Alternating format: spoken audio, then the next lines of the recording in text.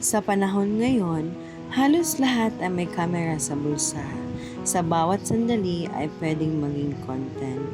Pero habang ako ay naglalakad sa mga kalsada ng Vietnam, naisip ko, sa dami ng larawan, caption at filter na ating ibinabahagi, ano nga ba ang tunay na masining na pagpapahayag sa panahon ng social media?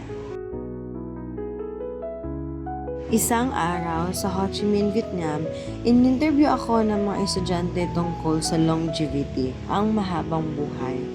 Akala ko, simpleng tanong lang, pero habang iniisip ko ito, napagtanto ko, hindi lamang ito tungkol sa bilang ng taon, kundi sa kahulugan ng bawat araw. Katulad sa social media, hindi sapat na mag-post lang tayo araw-araw. Mas mahalagang may saysay, may puso at may katotohanan ng ating binibahagi. Ang sining ng pagpapahayag ay hindi lang nakikita sa canvas o papel. Makikita rin ito sa bawat larawan na may kwento, sa bawat vlog na may inspirasyon, at sa bawat post na may layuning magmulat, hindi lang magpasikat.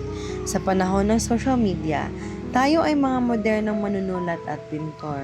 Ang ating canvas ay screen at ang ating mga salita at larawan ay mga kulay ng ating karanasan.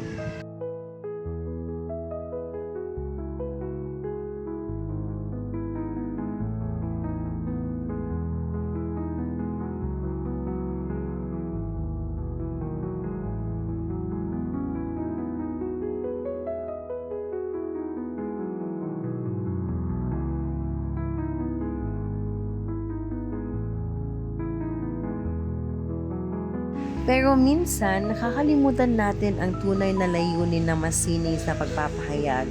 Ito ang makipag-ugnayan. Sa kagustuhang mapansin, napapalitan ng filter ang katotohanan.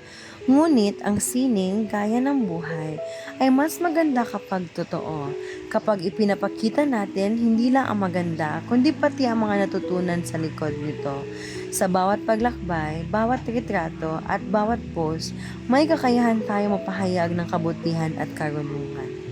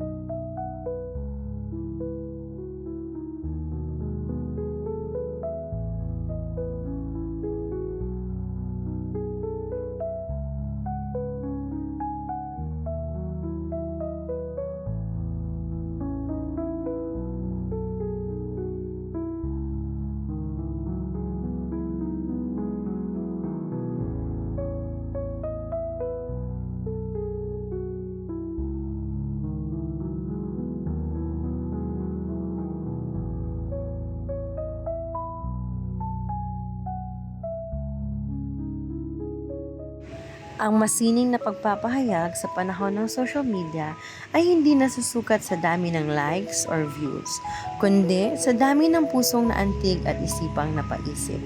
Ako po ay si Camille Joy Vidapar at sa bawat lugar na napuntahan ko, natutunan ko ang pinakamagandang kwento ay hindi laging viral. Minsan, ito ay personal.